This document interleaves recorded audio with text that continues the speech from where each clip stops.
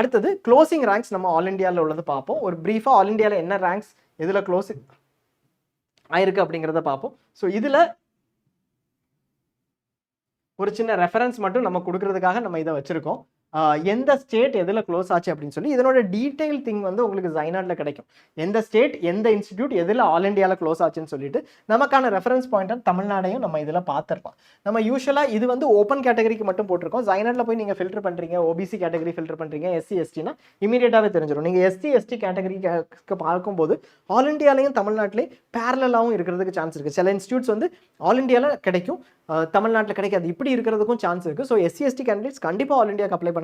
ஓசி candidates கண்டிப்பாக all இண்டியாவுக்கு apply பண்ணுவாங்க, top ரேங்க்ல இருக்கக்கூடியவங்க. அது போக பிசி கேண்டிடேட்ஸ் எல்லாருமே ஆல் இண்டியாவுக்கு அப்ளை பண்ணுறது பெட்டர். இதுதான் நாங்கள் சஜஸ்ட் பண்ணுவோம். பிசி எம்பிசி கேண்டிடேட்ஸ் கூட ஆல் இண்டியாவுக்கு அப்ளை பண்ணுறது பெட்டர். ஒருவேளை நீங்கள் ஹையர் ரேங்கராக இருந்தால் ஆல் இண்டியாவில் எடுத்தீங்கன்னா அந்த சீட் வந்து தமிழ்நாட்டில் உங்களுக்கு வேறு கேண்டிடேட்ஸ்க்கு கிடைக்கும். இல்லைன்னா கூட நீங்கள் ஆல் இண்டியாவில் அந்த சீட் எடுக்கிறப்போ உங்களுக்கு ஃபஸ்ட்டே அந்த சீட் கிடச்சிரும், கன்ஃபர்மேஷனும் கிடச்சிரும். ஸோ இப்போ நம்ம ஓப்பன் கேட்டகரியில் பார்ப்போம். ஓப்பன் கேட்டகரிக்கு கீழே எந்த சீட் ஏஐக்யூ இல்லை ஏஎம்யூ பிஹெச்யூ இதில் இருக்கக்கூடிய ஓப்பன் சீட்ஸ் இருக்கு இல்லையா, எல்லாரும் எலிஜிபிள்னு சொல்லக்கூடிய சீட்ஸ், நீங்கள் குவாலிஃபைடாக இருந்தால் நீங்கள் எலிஜிபிள்.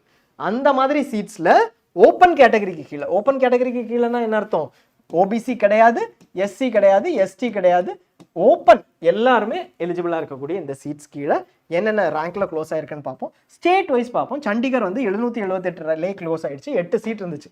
மொத்தமாக இது வந்து 4226 சீட் இருந்துச்சு. நம்ம என்ன சொன்னோம், 8000 சம்திங் சீட்ஸ் ப்ளஸ் ஒரு 2500 சீட்ஸ் சொன்னோம் இல்லையா, 8900 சம்திங் ப்ளஸ் 2500 சொன்னோம்னு நினைக்கிறேன்.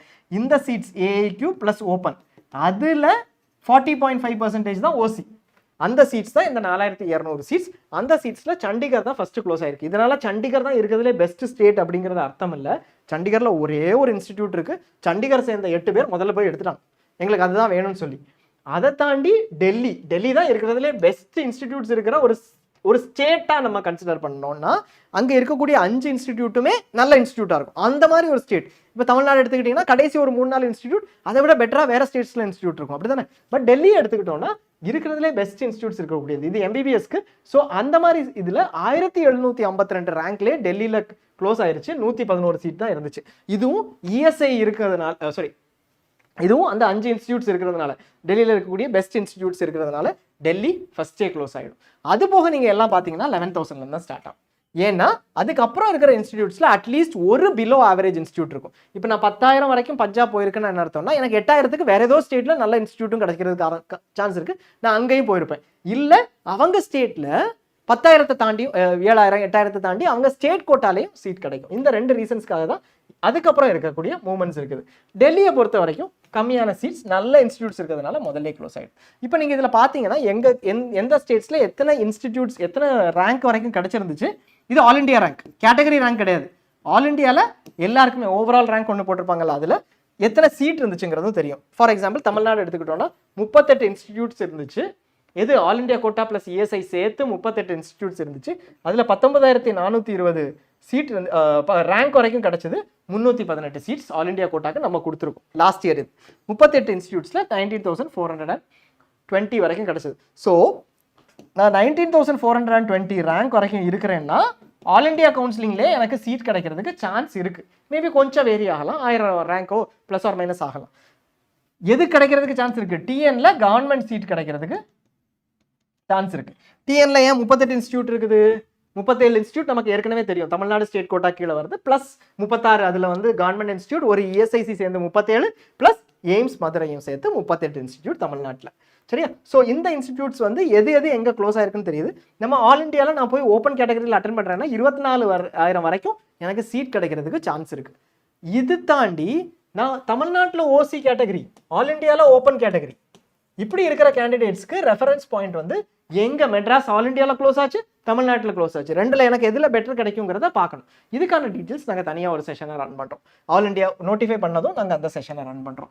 ஓசி ஓப்பன் கேட்டகரி. இதே மாதிரி தமிழ்நாட்டில் நான் பிசி கேட்டகரி அப்படின்னா எனக்கு ஸ்டில் நான் ரேங்க் வந்து 500 அக்ராஸ் இந்தியா, 1000 அக்ராஸ் இந்தியா. இப்போ 27வது கேண்டிடேட் இந்தியாவில் தமிழ்நாட்டில் சேர்ந்த கேண்டிடேட் அப்படின்னா அவங்க பிசி கேட்டகரியாக இருந்தாலும் சரி ஆல் இண்டியாவில் போய் அதே சீட் மெட்ராஸ் மெடிக்கல் காலேஜோ ஸ்டான்லியோ எடுக்க முடியும், இல்லை எய்ம்ஸ் டெல்லியோ, ஆப்வியஸாக அவங்க எய்ம்ஸ் டெல்லி எடுப்பாங்க, எய்ம்ஸ் டெல்லியோ எடுக்க முடியும். ஸோ இந்த ஆல் இண்டியா கவுன்சிலிங்க்கு நமக்கு என்ன தேவைங்கிறத பொறுத்து கூட நம்ம அப்ளை பண்ணலாம், இல்லை அப்ளை பண்ணி வச்சுக்கலாம். எப்படி இருந்தாலும் அந்த 1000 rupees 500 rupees தாண்டி மீதி போடுற செக்யூரிட்டி டெபாசிட் நமக்கு சீட்டே கிடைக்கல, நம்ம ஃபில்லே பண்ணலன்னா கூட திருப்பி வந்துடும்.